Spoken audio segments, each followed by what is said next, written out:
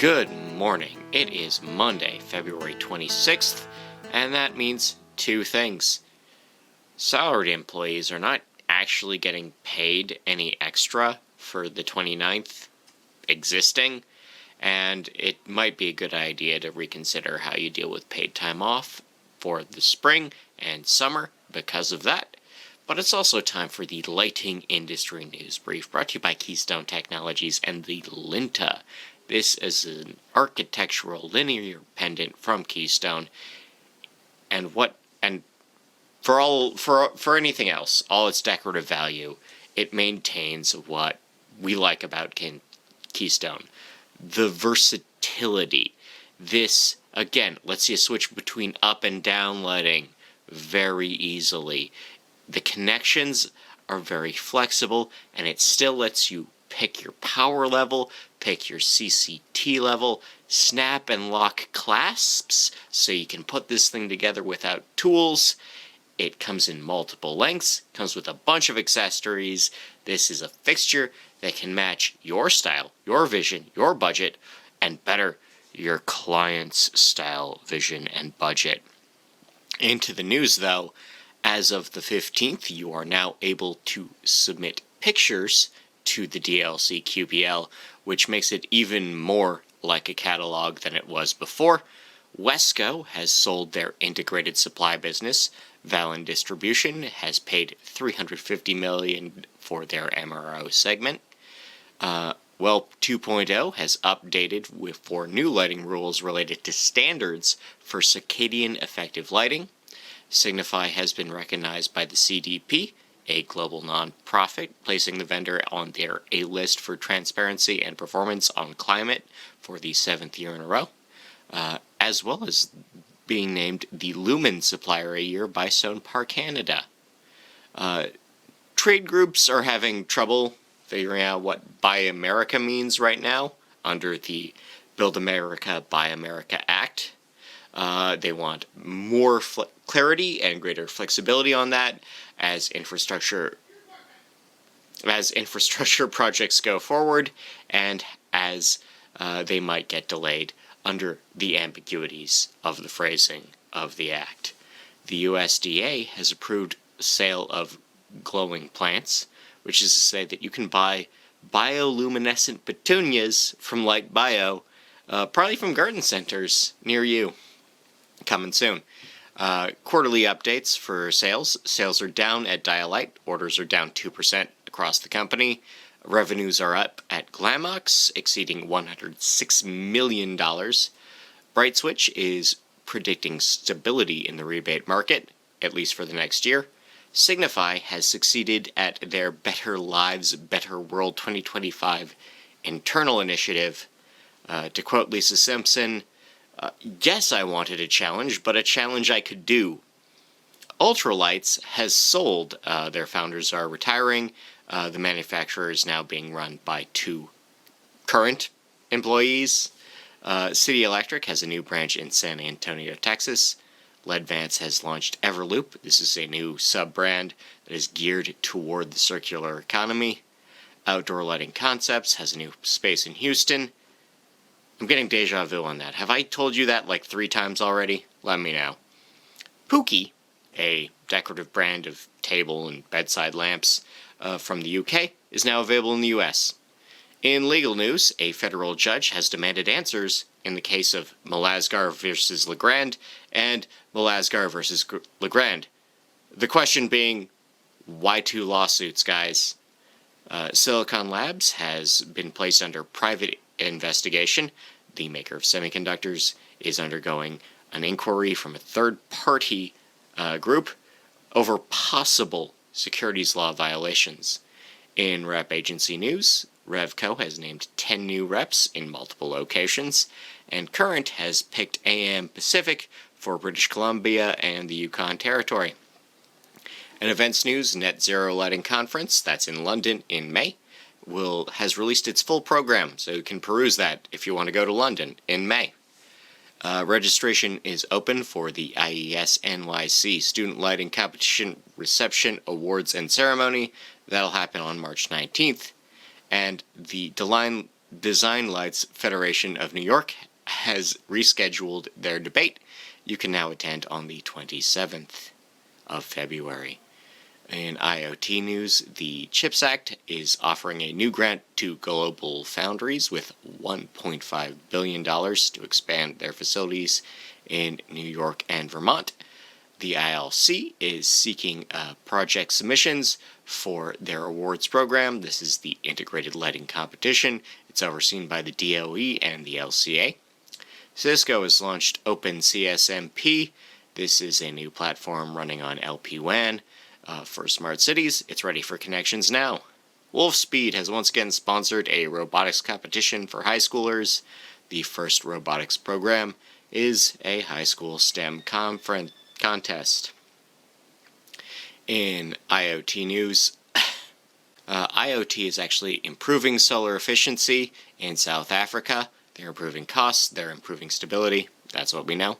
Siemens has bought Inspecto. This is an AI-based machine vision startup, and it's moving to Germany. And Apple is pushing back on the right to repair in Oregon. The Oregon version of the law does not allow part pairing, which is an Apple thing. Reduces modularity, whatever. Apple stuff. In R&D news, we can distinguish color and shadows. This is a study conducted at universities in Portugal and Japan, and has found that humans can still recognize color in poor conditions vis-a-vis shadow, and they don't know how to translate to machine vision. And if you studied neuroscience, not robotics, you'd know that that is because the mind is feeding on past experience to fill in those details. That's why the whole thing with the dress happened, actually. Red light boosts blood sugar stability. This is a study from the UK finding that red lighting benefits mitochondria and blood glucose utilization. Seasonal affective disorder has been linked with catalepsy in mice. So this is a common photoperiod issue, but it can also contribute to trance and seizure symptoms in mice. DOA has announced the world's highest efficiency for shortwave infrared LEDs. They're twice as powerful as products already on the market, which will change how sensors work, probably. Employer-managed sleep improvement programs do work, much like other employer-managed workplace health programs. If you want to cut your employees' sick days, just encourage him to take care of himself. I don't know what else to say. There's a new development in perovskites showing that passive photo-induced halides reduce vacancy densities, which changes redshifting, which changes startup and spin down times, and maybe that gets into LED products eventually. I don't know. I'm not a materials scientist. In darkness-related news, the Australian Dark Sky Alliance has recognized Raytech fixtures for their value in RLAN applications. Illinois may pass a statewide Responsible Outdoor Light Control Act. Better education leads to better sleep overall. Sleep health has also been linked with mental health yet again. We do find that red lighting on streets, on exteriors, does benefit wildlife, but that does come with downsides for humans, sometimes, in some cases. A judge has dismissed one of Wasatch County's LDS temple cases. The one related to the zoning procedural issue will still be going forward for now. Death Valley is planning on hosting a Dark Sky Festival. The mayor of West England has asked businesses to reduce light pollution. Chile has formed a volunteer Dark Skies Protection Brigade in the Elqui Valley, and Copper Harbor, Michigan is hosting their own Dark Sky Festival. In horticultural news, Acuity has finalized their acquisition of Arise, so the current line is no longer currently with Current. Germany has legalized recreational cannabis, the third country in the EU to do so. San Antonio City Council has approved upgrades to the Alamo Dome with $500,000 in municipal funds to upgrading the lighting for the stadium as well as the neighboring conference center. In recommended reading, all this on nailed.org, we have the case for low-energy landscape lighting and why that should still be regulated under dark sky ordinances. We have an exploration of the UV-reactive animals of Ireland. We have office design versus seasonal affective disorder, a recap of Lightovation and their metaverse trend house. Gen Z still likes their retail spaces bright. We have a call for sustainability across design, a reason to always offer lighting in your landscaping projects. That's geared toward the landscaper side. I imagine lighting people always want lighting outside. We have Colgate U professors raising awareness about light pollution. We have the darkness before the dawn of vertical farming innovation, a case study from a warehouse, a case study from a cathedral, and we have accessible lighting policies and what those mean for Starbucks nationwide. In local news, New Mexico is adopting international energy conservation codes. California will be spending $1 billion on infrastructure projects next year. We have more failed acuity phosphors in Milwaukee. Louisiana has passed a statewide efficiency program. The Florida DOT is adding pedestrian lighting to Orlando trails. Baton Rouge, Louisiana is going to start their streetlight conversion to LED. Markham, Ontario has received federal grants for a number of things, including local facilities. NYC is switching subway lighting to LED, platforms first.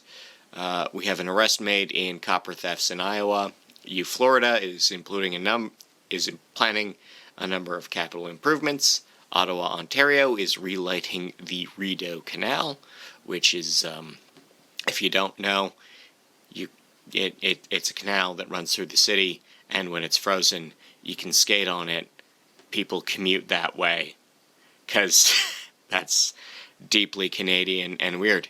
And the Aware Light art installation from ArcLight, that's actually moving to a permanent location at the University of North Texas. In international news, Bureau Veritas has bought La Asociación de Normalización y Certificación, which means that Spanish electrical safety will fall under one lab now. In Birmingham, UK, they'll be dimming their street lighting at night. Il Palazzo Chigi in Rome will be cutting their exterior lighting at night.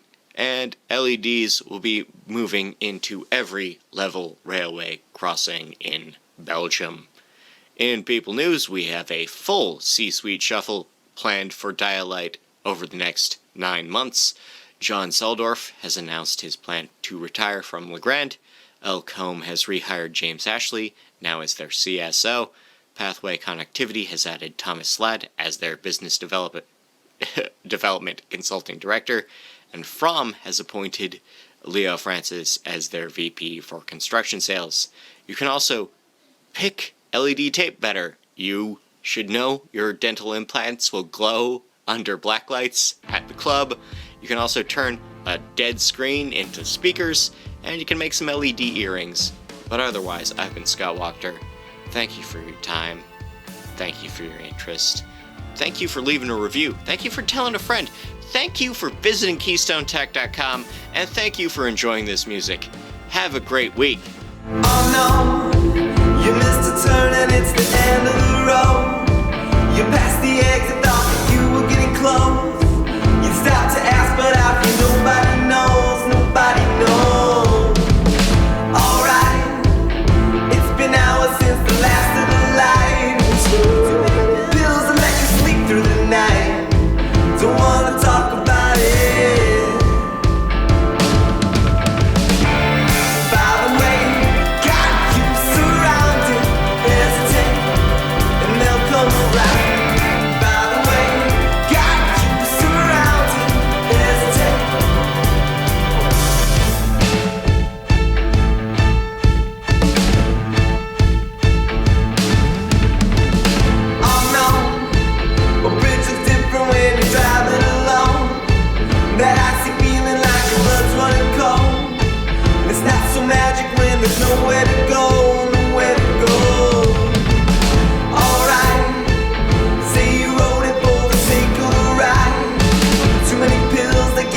head feeling light. Don't wanna talk about it. By the way, got you surrounded, hesitate, and they'll come around. By the way, got you surrounded. By the way, got you surrounded, hesitate, and they'll come around. By the way, got you surrounded. Alright.